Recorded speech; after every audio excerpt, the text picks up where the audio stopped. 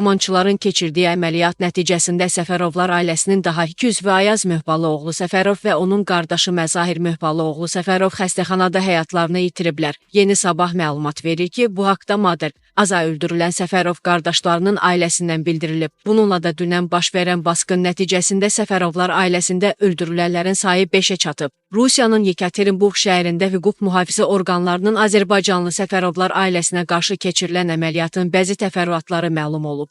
Azın əldə etdiyi xəbərə görə 2001-ci ildə şəhərin kafelərinin birində əslən Ağdam rayonundan olan Yunis adlı bir nəfərin qətlə yetirilməsi cinayəti ilə bağlı Federal Təhlükəsizlik Xidməti Rusiya İstintaq Komitəsinin əməkdaşları ilə birgə iyunun 27-sində səhər saat 5 radələrində Səfərovlar ailəsinin üzvlərinin yaşadıkları 10 mənzilə basqın ediblər. Mənzillərdə olan kişilərin hamısını döyüb maşınlara doldurub polis idarəsinə aparıblar. Polis idarəsinə aparılan vaxt baş vermiş işgəncə nəticəsində 2 qardaş Ziyəddin və Hüseyn Səfərovlar həyatlarını yitiriblər. Qohumlarının dediklərinə görə idarədə onlardan 24 il bundan qabaq baş vermiş cinayəti törətdiklərini etiraf etmək tələb edilib.